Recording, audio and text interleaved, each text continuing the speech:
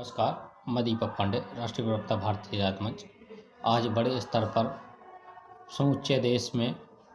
जातिगत जनगणना की मांग राजनीतिक दलों द्वारा बाखूबी और बड़े स्तर पर की जा रही है। हम सभी जानते हैं कि भारत की राजनीति बिना जात और धर्म के स्तंभों के बिना कहीं पर भी केंद्रित नहीं हो सकती है, क्योंकि हम लगातार आज़ादी के बाद से या आज़ादी के पूर्व तो हालांकि कम थे, लेकिन आज़ादी के बाद से हम लगातार जातिगत राजनीति के शिकार और उस पर विभिन्न प्रकार की गतिविधियों से ग्रसित रहे हैं। आज जातिगत राजनीति ने हमें अपाहिज सा बना दिया है। हम एक दूसरे की मदद भी जाति देखकर करते हैं, क्योंकि भारत की राजनीति जातिगत स्तंभों पर ही टिकी है। भारत का लोकतंत्र जरूर विश्व का सबसे बड़ा लोकतंत्र है, मगर यहाँ की लोकतंत्र की आधारभूत शिला है वो जाति पर ही टिकी है। विभिन्न धर्मों में हमने देखा किसी को बांटा नहीं गया, लेकिन अंग्रेजी शासनकाल में जब हमारे बीच फूट डालने का काम जातिगत भेदभाव में बाखूबी किया गया, हमें विभिन्न वर्गों में बांटा गया, जहाँ पर हमें ऊंच नीच का पाठ पढ़ाकर हमें शोषण का शिकार होना भी सिखाया गया और शोषण का शिकार करना भी बताया गया। आज भारत की राजनीति कितना भी प्रबुद्ध हो जाए, सत्ताएं पूर्व बहुमत पर जो क्यों ना काबिज हो जाएं, सरकारें बार बार रिपीट हों, लेकिन वह सरकारें भी जातिगत आधार पर ही सीटों का बंटवारा करती हैं और उस आधार पर ही विकास की बात करती हैं। जातिगत व्यवस्था सामाजिक बुराई है जो प्राचीन काल से भारत की समाज में चली आ रही है। लोगों को ब्राह्मण, क्षत्रिय, वैश्य और शूद्र की श्रेणी में विभाजित किया गया और सदियों से इसको ढोया जा रहा है। कई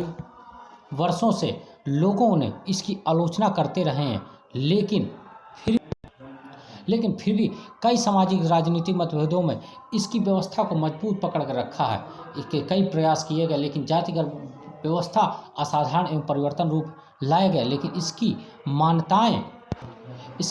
उतनी रूढ़वादी नहीं रही, जिसका परिणाम रहा कि हम आज भी आज़ादी के 75 वर्ष बीत जाने के बाद भी यदि किसी की मदद या किसी पर अत्याचार होता है तो उसकी सर्वप्रथम जाति देखी जाती है, ताकि तभी उसकी मदद की जाए, और फिर उसका वोटिंग परसेंटेज उसकी जात का देखा जाता है कि कहीं यदि हम उसके खिलाफ जाकर कार्रवाई करें या उसकी मदद करते हैं तो उसकी वोटिंग का कितना परसेंटेज है, ये हमारे राजनीतिक दल देखते हैं। जिसका परिणाम ये होता है कि आज बड़ी जाति का नाम लेकर उनको शोषित किया जाता, उनको शोषण का शिकार किया जाता, और पीड़ित और दलित पिछड़े की राजनीति करने वाले उनके वर्ग के नेता आज हेलीकॉप्टर की यात्रा करते हैं, लेकिन जिस स्थिति पर गांव का पिछड़ा दलित वर्ग का व्यक्ति था आज उसी स्तर पर भी खड़ा है, लेकिन उसकी राजनीति करने वाले बड़े पैमाने पर बड़े ऊंचे पदों पर पहुंच जाते हैं और अपनी सत्ता का सुख भोगते हैं। हैरानी की बात यह है कि भगवान ने हम सभी को एक जैसा बनाया है, तो लोगों ने जाति आधारित एक दूसरे के भेदभाव को कैसे कर सकते हैं और इससे कैसे उचित ठहराया जा सकता है। विशेष जाति के संबंध रखने वाले समाज में दूसरी जाति के लोगों को प्रताड़ित करते हैं,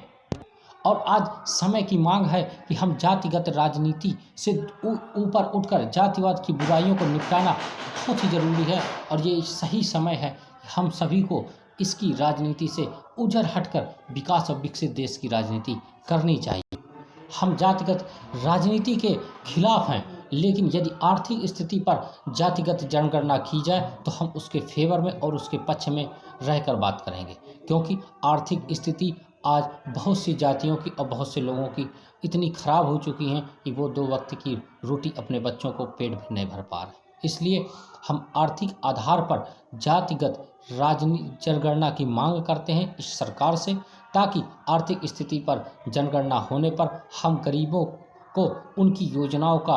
उचित और तय समय पर ज़्यादा से ज़्यादा लाभ देकर उनको